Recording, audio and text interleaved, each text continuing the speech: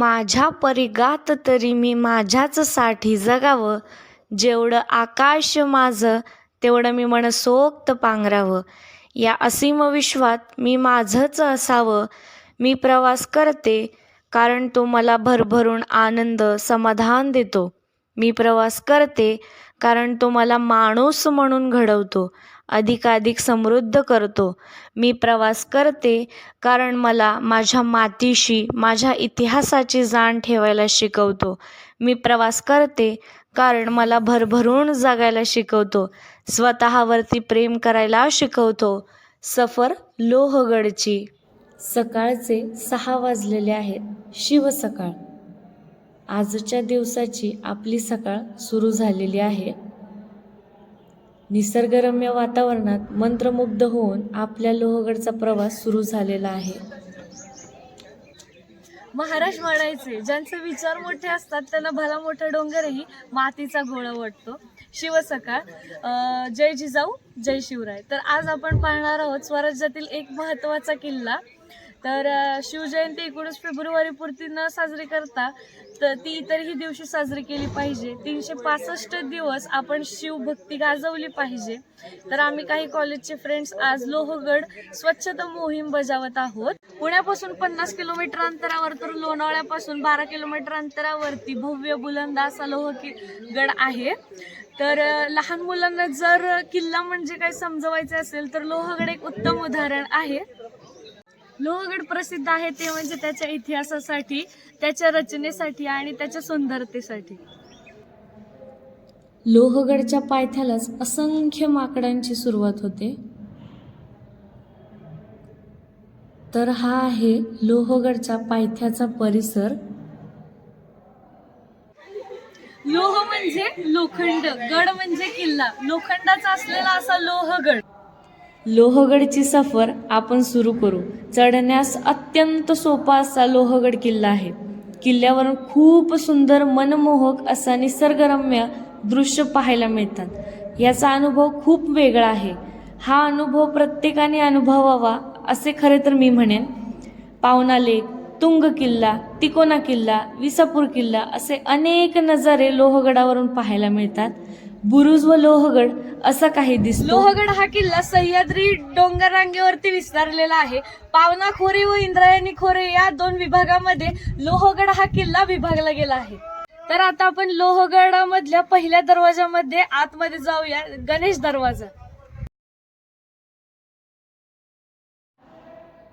आपण आता गणेश दरवाजाची पुरातन काळातील रचना बघू. खराब झाले तरी ते आपल्यासाठी खूप महत्वाचे. कारण का गड किल्ले म्हणजे आपण मंदिरापेक्षा कमी समजत नाही. तर आपण गडावरती आल्यानंतर गडावरची जे काही वस्तू आहेत ते आपण तुम्हाला दाखवण्याचा प्रयत्न करणार आहे. जे जुने वस्तू आहेत ते पण दाखवणार आहे. आणि सर्वात जास्त महत्वाचा किल्ला तर लोहगड किल्ल्यावरती सुरतेची लूट ठेवली होती. आपण ती जागा बघणार आहे, लक्ष्मी कुटी, की जिथं आपली सुरतेची लूट ठेवली होती.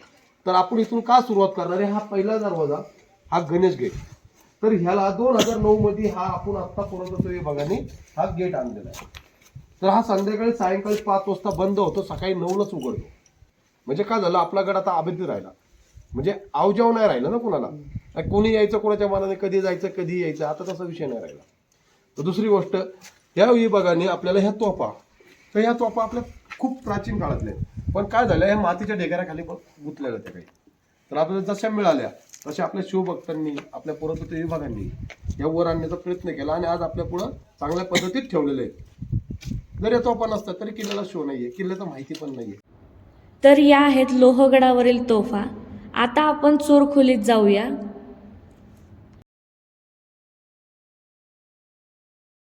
मला थोडंसं तुम्ही सांगा तुमच्या पद्धतीत. प्रत्येकाने लक्षात घ्या, थोडा ताण द्या मेंदूला की हा रूम कशासाठी बनवला असेल. नजर ठेवण्यासाठी. दुसरं काय? हल्ला करण्यासाठी. बरोबर आहे. त्याचा 1 नंबर पहिला प्रश्न बरोबर. का? त्याचं कारण सांगतो की शत्रूवरती फक्त नजर का ठेवायची की दरवाजा गेट बंद झाल्यानंतर आपल्याला बाहेरचं दिसत नाहीये. बरोबर. मग संध्याकाळच्या वेळेला आणि आपल्याला माहिती होते आपल्या मावळे असे होते की दिलेली कामगिरी पूर्ण चोख करत होते. त्याच्यामुळे 2 इथं राहायचे आणि ज्या वेळेला शत्रू जर आपल्याकडे आलाच हालचाल वाटली तर आपण सगळ्या लोकांना इथलं जागा करणार आहे. कारण का बाकीची सगळी रेत आपली झोपी गेलेली आहे. दिवसभर दगडाचं काम करून सगळं करून थकून ती झोपलेले असतात. मग त्याच्यानंतर ही लोक काय करणार, त्यांच्या हाताशी जेवढी लोक आहेत समजा 10, 5, 20 आपण अख्खा दगडाची रूम भरणार आहे. फटाफट जेवढे शिळा मिळतील तेवढे इथं आतून आतमध्ये आणणार आहे. जसं शत्रू आपले टप्पे देणार आहे तसे दगड सोडून देणार आहे बघा ते. आणि तोपर्यंत एक मावळ आपल्या वर जाऊन बाकीच्यांना सावध करणार आहे. म्हणजे आपल्याला वेळ मिळाला का तोपर्यंत येणाऱ्या शत्रूला शिळा सोडल्यामुळे तोही मागे पळणार आहे, पुढे येणार नाही, तेवढा वेळ मिळाला. पण त्याच्यासाठी हा बनवलेला काम आहे.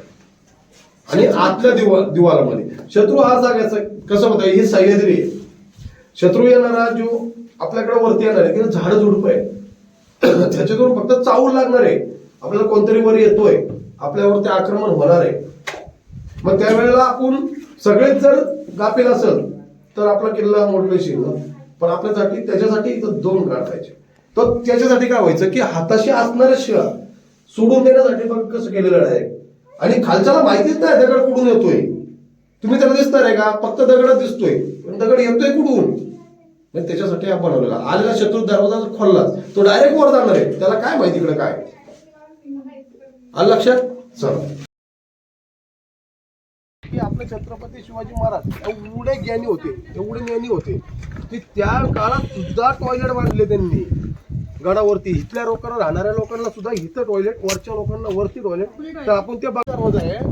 तर जरी समजा सरदार महाराज किंवा राणी कोणी आलं तर इथपर्यंत घोडा येत होता, विनस गेट पर्यंत. कारण सगळा मातीचा रस्ता होता. हे पुरातत्व विभागाने 2014 मध्ये शिडी बांधली.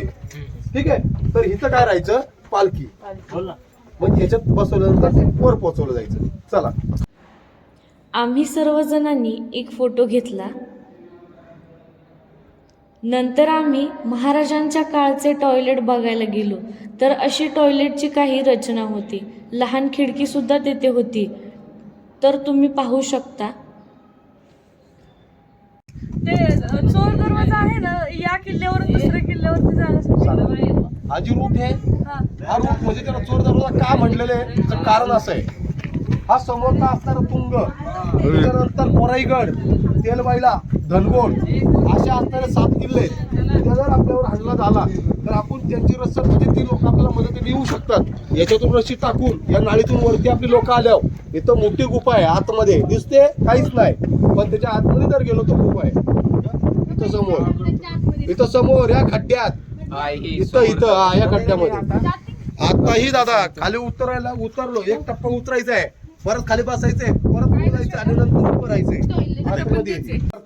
गड मोहीम एकट्यांची चालू आहे आणि स्वतःच करतात. जवळपास दादा किती किल्ले आले आता? 18वा किल्ला आहे. अन्न नाहीये, काहीच नाहीये संघ, मिळेल ते खाऊन फक्त गड बघण्याची मोहीम चालू आहे. 370 किल्ले ट्रॅव्हल करते वर्ल्ड रेकॉर्ड. त्यांचा विषय एकच चाललेला आहे की मला जेवढं शक्य होणार आहे बिगर खर्च, म्हणजे कुठलंच त्यांच्याकडे काही नाही, तुम्ही आम्ही दिन ते खाऊन पुढे चालणार. ते जिथं जागा मिळेल तिथं टेंट लावून झोपणार, सकाळी परत सुरुवात चालण्याची. कौतुक केलं पाहिजे त्यांचं. जय शिवराय. भवानी जय शिवाजी. हर छत्रपती शिवाजी महाराज की जय.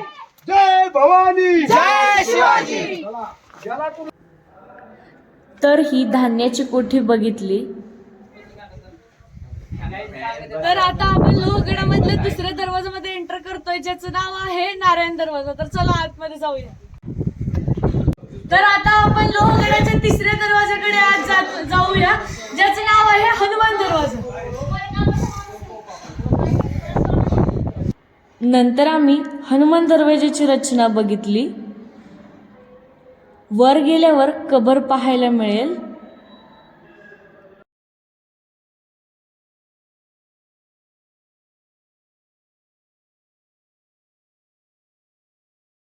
छत्रपती शिवाजी महाराजांच्या टायमातली शिवलिंग ही, आणि हा आपला नंदी, आपला शिवकालीन. ठीक आहे. 2001 मध्ये आपल्या मंदिराचा थोडासा जीर्णोद्धार केला. मंदिर आपला खूप मोठं होता, तो परिसर बघू शकता. आता टेक्चर दिसतोय का तुम्हाला? या मंदिरातली शिवलिंग ही होती. त्याचा अभिषेक करून त्याचा जन्मोद्धार करून नवीन पिंड आपण आत ठेवलेली आहे. आणि जुनी आपण कारण का ही थोडीशी भंगली होती, मंदिरामध्ये भंगलेले पिंड ठेवत नाही आपण. आणि आपला हा जी नंदी आहे तर आपल्याला बजरंग दल त्यांनी आपल्याला नंदी आणून दिला. बघितला हा नंदी किती टन किती वजन असेल माहिती याचं. त्याला खालून बऱ्याचशा शिवभक्तांनी आमच्यासारख्या पोरांनी सगळ्यांनी पायपाला बांधून व्यवस्थित आणून जागेवर ठेवलं. कारण का आपल्याला आता ह्याचं खराब झालं होतं. पण सर्वात महत्वाचं म्हटलं तर हेच आपल्यासाठी प्राचीन. कधी काळी असं समजूया महाराजांचं तर इथं वास्तव नाही झालं आपल्या, पण जे आपले किल्लेदार होते नेताजी पालकर बैरजी नाईक हे जे काही सरदार होते ते यांचे स्पर्श झालेले होते तेच आपल्याला म्हणायचं आपली त्यांचीच धूळ आपल्याला लागली हे समजून हेच आपल्याला म्हणजे प्राचीन. तर हा जे विषय आहे तर आता हे फरशी वगैरे का ठेवली की महाशिवरात्रीच्या दिवशी सुद्धा छोटासा कार्यक्रम केला जातो याचा मंदिराचा. चांगल्या पद्धतीत लोक प्रतिसाद देतात. तर आता आपण लोहगडावरती आल्यानंतर हनुमान मंदिर व महादेव मंदिर याचे आपण दर्शन करूया. महादेवाच्या पिंडीचे दर्शन घेतले व मारुतीचे सुद्धा दर्शन घेतले. नंतर आम्ही त्र्यंबक तलावाकडे गेलो. तर त्र्यंबक तलावाची अशी काही भव्य रचना या तलावाची आपल्याला पाहायला मिळेल.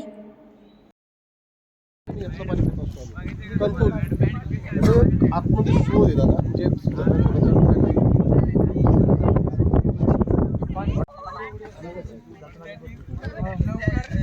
आता कोणलाही ज्याला प्यायचं त्यांनी पिऊन बघा. एकच गोट दाखव. एवढं सुंदर पाणी आहे ना, पिऊन बघा. पाणी म्हणलं पाणी पिलं. तर हा आहे पवना लेकचा लोहगडावरून दिसणारा सुंदर नजराणा. हा जी तलाव बघायला आलोय तर ह्या तलावाचं वैशिष्ट्य म्हणजे हा पेशव्यांनी बांधला होता. पेशव्यांनी बांधलेला तलाव. तर या पेशव्यांनी का केलं याचं की ह्यातला सगळा जी दगडाच्या खापाच्या खापा मिळाल्या तेवढ्या सगळ्या खाल्ल्या बुरुजांना वापरल्यात त्यांनी. सगळा दगड वरचा आहे. आपले जे आजही आपण शिड्या बघितल्या बुरुज बघितले सगळे दगड किल्ल्यावरचे दगड आहेत. बरं ठीक आहे की त्यावेळेला मी तुम्हाला सांगितलं की त्यावेळेला ज्या वेळेला आपण टॉयलेट बघितले त्यावेळेला पाणी जरी कमी पडलं तर त्याच्यासाठी सुद्धा फिल्टर म्हणून टाकी केली साईडला. बघू शकता ती टाकी बांधलेली साईडला. आणि जे काही कोणारे दिसते तुम्हाला छोटे छोटे कोणारे त्याच्या आतमधून पाणी जाण्यासाठी शोध काढले बाहेर काढलेलं पाणी त्याच्यातून म्हणजे जसं पाण्याचा तुटवडा आला तर ह्यातलं पाणी फिल्टर करून ते यूज करण्यासाठी होतं. याला हत्ती तलाव पण म्हणतात. हत्ती तलाव का की राठाने पाणी काढून हत्तींना पाजलं जायचं. तिथं राठ होता पाणी वडायचा बघितला आणि मग तिथं ते पाणी पाजलं जायचं त्यांना. आलं लक्षात. तर आपल्याला जे आता जायचंय तो समोरचा दिसणारा इंचूकडा तुम्ही बघू शकता आतमध्ये. दादा पुढे बाकडे डायरेक्ट बसायला दिसतंय. वाकून बघा वाकून डायरेक्ट लास्टला. अरे एखादा गलीम जरी जाऊन बसला ना आतमध्ये तरी त्याला कळणार नाहीये. बाकडे आत बसायला बघतं कट्ट्यावर बघ. इंचूची नांगी कुठं असती पाठीमागं आणि पाटांवरती. मग असणारा हा किल्ला आणि त्याची असणारी ती नांगी.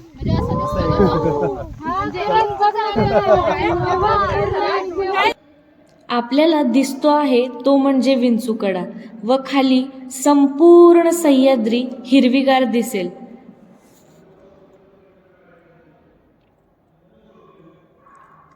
विंचूकड्याची सफर आम्ही चालू केली.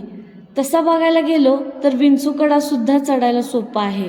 विंचूकडा चढताना त्या काळातील युद्धनीतीचे धडे समजतात. विंचूकड्याची रचना अशी का बरं केली असेल याची अनुभूती होते. दुश्मन आपल्यापर्यंत पोहोचणारच नाही अशी या लोहगडची किल्ल्याची रचना केली आहे. साधी सोपी सरळ पण दुश्मनांसाठी कठीण असा हा किल्ला. हीच तर आहे लोहगडची खरी ओळख. तर हा आहे लोहगड किल्ल्याचा चोर दरवाजा. म्हणजे एक चिलखत. आता हा जी बुरुज आहे ह्या बुरुजाला धोका व्हावा ना म्हणून तो बुरुज आहे बरोबर. आता हा याची भिंत पण उंच होती त्या बुरुजाची. याच्या आतमधून आता पूर्वी खूप असं इथं सांगितलं जातो की ह्याच्यामध्ये आता हे सगळं लॉक झाले. ह्याच्यामधून आपल्याला बाहेर पडण्यासाठी एक छोटासा रूट होता आणि ही दिशा भूल करण्यासाठी होतं. आलेला शत्रू आपल्या मागे आला तर तो मग मागं पळत जाणार पण ह्याच्यामधूनच रूट होता आपल्याला बाहेर जायला. चोर दरवाजासारखं, पण तो लॉक झालेला आहे. तर इंचुकाटाच एवढा महाराजांनी हा खर्च कशासाठी केला मग आवड हवे? अख्खा गड तिकडं पडलाय आणि दोन्ही कडे तासून घ्यायला किती खर्च गेला असेल, किती दिवस गेले असतील. पण त्याचं कारण असं होतं, जरी गडावरती कुठलं संकट आलं तर जी इंचुकाडीची जी लोक आहेत, जी रयत आहे, त्याच्यामध्ये काय व्हायचं की जे आपल्या महिला आहे, छोटे मुलं आहे वगैरे, तरी इंचुकाड्याला शिफ्टिंग जागेवरती ते हलवत होते. उद्या जागा फटका झाला, गड जायची वेळ आली तर आपण आपली मुलं किंवा आपल्या माणसं खाली घेऊन जाऊ शकतो. आणि इंचुकाडा सहजासहजी आपण आता बघितलं उतरताना, तर त्यावेळेस तर किती मुश्किल असेल त्यांनी करून ठेवलेला दृष्टिकोन. डायरेक्ट शत्रू घोडे घेऊन तर येऊ शकत नाही, म्हणजे तोपर्यंत आपल्याला वेळ मिळणार आहे आपल्याला बाहेर पडायला. आणि एकदा याच्यातून बाहेर पडलो ते फक्त गोल गोल येडच मारतील, जायचं कुठून माहित नाही. म्हणून हा दिशाभूल केलेला रूट.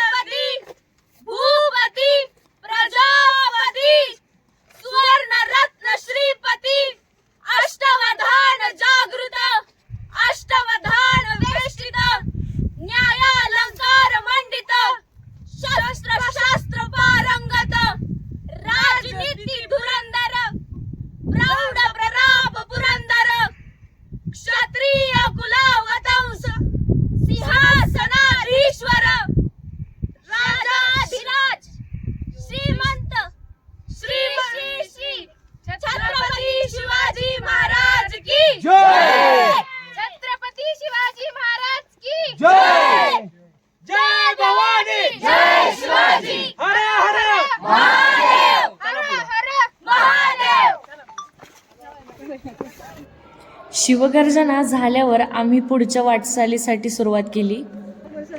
तर ही आहे लोहगडावरील एक दर्गा.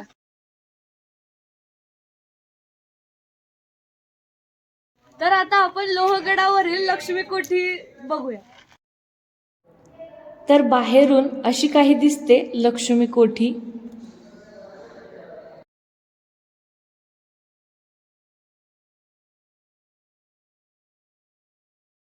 छत्रपती शिवाजी महाराजांनी जी काही सुरतवरून लूट आणली होती ती लोहगडावरील या लक्ष्मी कोठीमध्ये ठेवली होती. तर तुम्ही पाहू शकता हे, तर ही तीच कोठी आहे. छत्रपती शिवाजी महाराज की जय. तर आता लोहगडावरील घोड्याच्या पागा आपण बघूया. चला या. आपण शांतता थांबलो 2 मिनिटं, सगळे येईल म्हणून नंतर सांगू. तर असं झालेलं आहे, इथं 40 ते 50 घोडे बांधले होते. कसे? तर त्या साईडने पण आणि ह्या साईडने पण. लक्षात घ्या, ती भिंत तर ती भिंत, ठीक आहे, तिकडून ती भिंत, आणि ह्याला मध्ये खायला टाकलं जायचं. पण ठीक आहे, घोडे कोणते बांधायचे? जे घोडे बांधायचे ते कोणते घोडे की जास्त दिवस, जास्त काळ, 6-6 महिने, वर्ष जे मोहिमेवर जायचे, ते घोडे आल्यानंतर त्यांची सगळी मशागत आतमध्ये केली जायची आरामासाठी. ज्या वेळेला परत महिने जायचे परत मोहिमेला, तेव्हा ते घोडे परत काढायचे. त्यांच्यासाठी ही जागा होती. म्हणजे लक्षात ना, जे मोहिमेला 6-6 महिने बाहेर जायला लागायचे, जे युद्धाचे घोडे होते ते आतमध्ये ठेवले. आपण आपले गड किल्ले स्वच्छ ठेवले पाहिजेत, त्याचबरोबर ते जपले सुद्धा पाहिजेत. हे आपले प्रथम कर्तव्य आहे.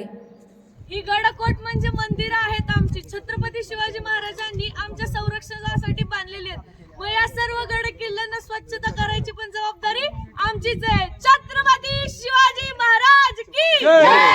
हर हर महादेव. माकडांना खायला देणं म्हणजे एक टास्कच नाही का? मज्जा पण येते पण भीती पण तेवढीच वाटते बाबा.